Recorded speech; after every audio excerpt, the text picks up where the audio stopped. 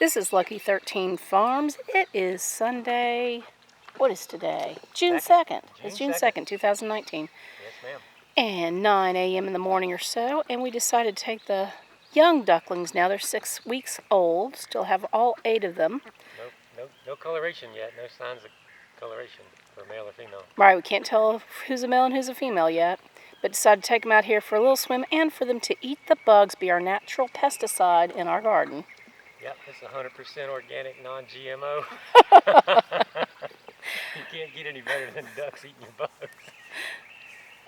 So we'll just let it go on filming for a while since it's such a pretty morning. I'm going to get around to de-rocking some new beds that we're building out, get the rocks out of them. Yep, that's the task for today. And then plant some little baby plants I have in them. The mud's not the mud. The soil is not the most perfect soil yet, but as we put the wood chips down in future years, hopefully it'll improve the soil more and more. We just got to watch the ducks careful because you're not sure what kind of leaves they'll eat. And if they get in the squash or the tomatoes or something, they might take them out real quick. They already hit these raspberry bushes. Don't eat my blueberries. They're eyeing those blueberries. Because, you know, if those blueberries are ripe, that bush would be empty in about a minute. Yeah, they should be going ripe soon, but no, they haven't quite yet. Now, you can't tell from their height, but they can actually stand up pretty tall and kind of jump a little bit and grab stuff from off the ground. See how fast he went? Oh, yeah, he saw something. Hey, no, get off the bushes. It's okay, they're doing it. I just want to make sure they're not eating the actual bit. No. Yep, no. they're going to eat the leaves. Go. Go that way. So, of course, the ducks go right off camera as soon as you get all set up and want to make your beautiful video shot. The ducks head off scene. Don't eat the leaves. But, you know, they're drama queens, so they'll have to make another entrance. There you baby go. grasshoppers jumping. Yeah, oh yeah. Duck, duck, duck, duck, duck. If I go to the other side and call them, sometimes they come. They come when I call them sometimes. I'm not going to get on camera because I'm taking it easy this morning and I don't look so good. Duck, duck, duck, duck, duck. Duck, duck, duck. Come on, babies.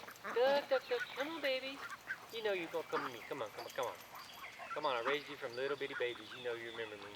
I'd love to see what they're actually grabbing and eating. If it is I don't know. They get everything, man. All up in here.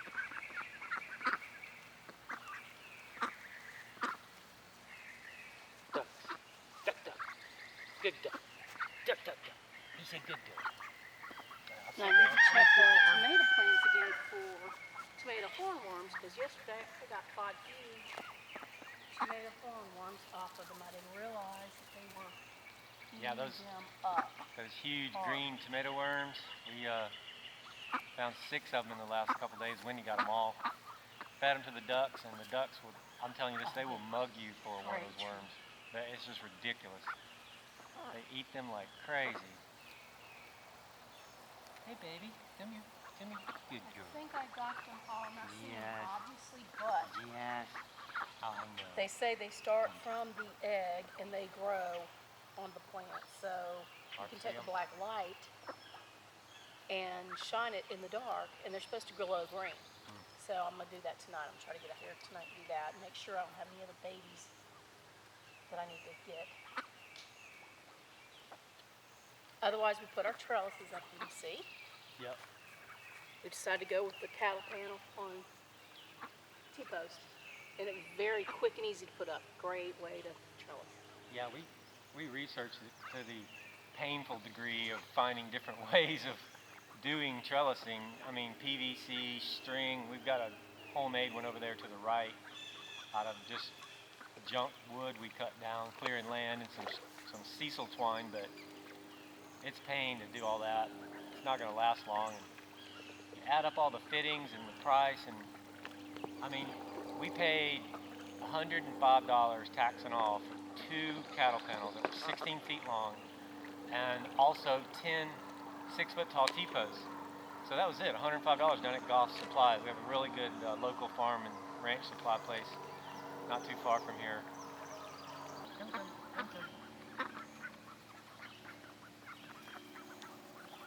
And the ducks are back on scene. I tell you, man, ducks are like drama queens. They need to make an entrance.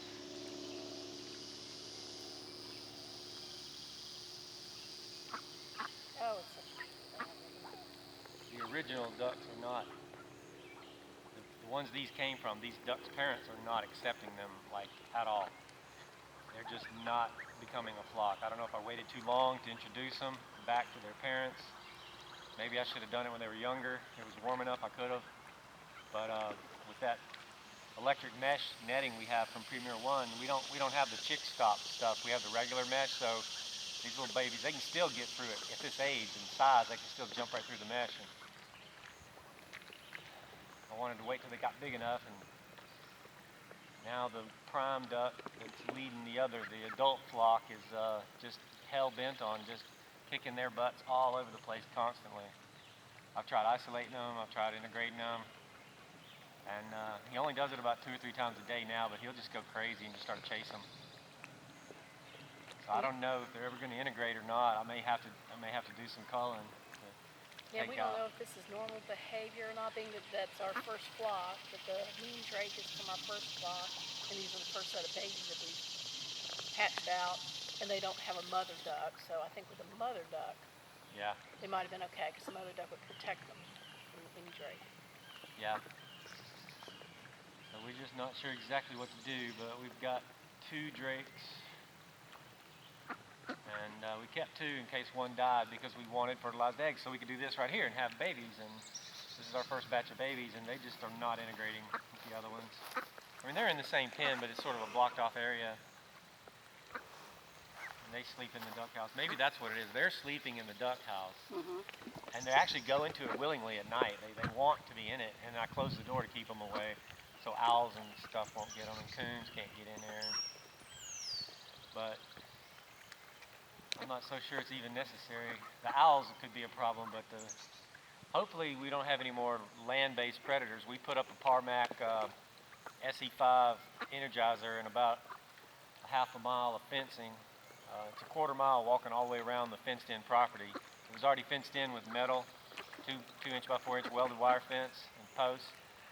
So we put up, 500 insulators, 2 runs all the way around it, quarter mile each.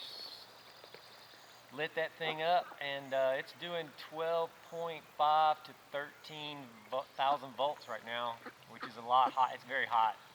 They say 8,000, 9,000 volts, and you'll be able to get predators. And we haven't seen anything since then. It's been about a week. That was a lot of work. That was a lot of little nitpicky detail work to keep that hot wire from touching anything. We can do a video on that. We'll do a separate video on that. But you rest easier knowing you got an electric fence surrounding your primary border, and then you got the mesh netting from Premier One protecting your flock inside that, and then you got geese, which will give some warning and hopefully some predator control. You got a dog with a door. He can run outside all he wants, and we live out in the middle of nowhere, so we do encourage him to bark at pretty much everything. Poodles aren't known for barking a lot, like guard dogs, but he is 62 pounds right now. He's a standard poodle. He can run like the wind. And he goes and barks at deer. Hopefully he'll keep deer away. We'll see. I don't know. We've been debating on just putting up string everywhere, every 5 or 10 feet, and just stringing the whole place up above to keep the aerial predators off. I may end up doing that when I make my permanent runs. Don't know if you can hear that. That's our family of some sort of raptor. Yeah. I think it's going to be a smaller raptor like Cooper's hawk or something, because they don't bother our birds. Yeah, my neighbor, Jimmy, owns a piece of property way off in the corner beyond your view, and he owns about 5 or 10 acres out there on the pond, the other pond. And he had lost his dog, and he came by to see if I would help find it or keep an eye out, which we did. The dog showed up about 11 o'clock that night. He said, "Are you worried about hawks?" He said, "Because we have a family of hawks living here, and I've noticed them over in the woods about 400 yards off in the distance. They've got a nest, and they come to it every year." And I said, "Yeah, but they haven't got my chickens yet, so I don't know if they're small, they're not big enough to eat chickens or what, but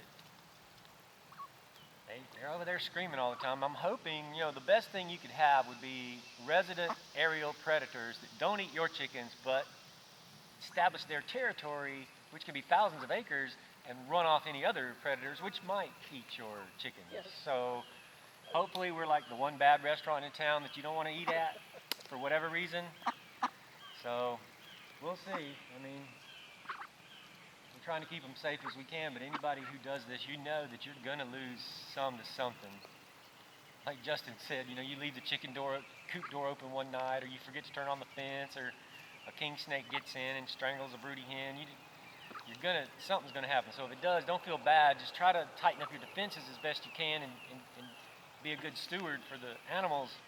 But don't beat yourself up too bad. Just learn from the mistakes and move on. That's what we had to do.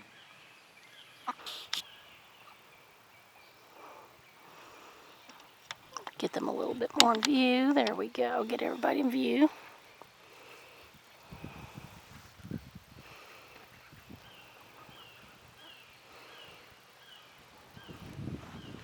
I'm gonna walk the camera down so you can see. Oh, I hope they're not eating my good plants. I've got a lot of weeds over there, so hopefully that's what they're eating.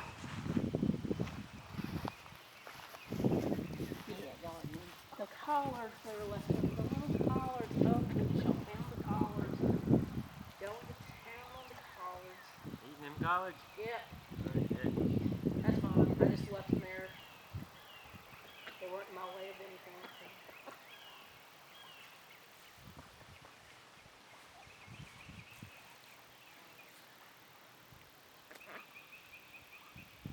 Let's put some more wood chips out.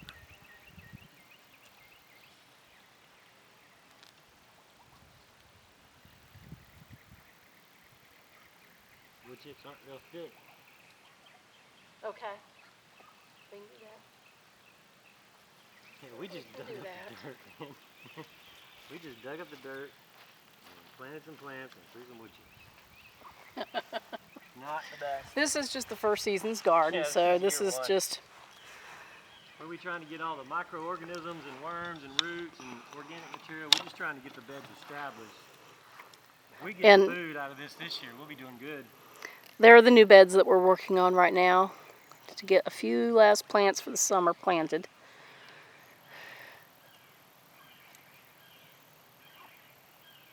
And then hopefully those wood chips are gonna, as we build them up, are gonna make better and better soil. And then as we build up the wood chips, we'll raise the borders a little bit to contain the wood chips.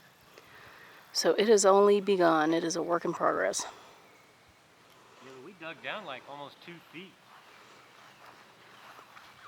We disturbed the soil quite deeply. And yeah, we did try the tiller. You could forget a broad fork. This ground was like concrete. We tried the tiller and it was like... I'd have to run them off the blueberries. No, don't eat my blueberries, no.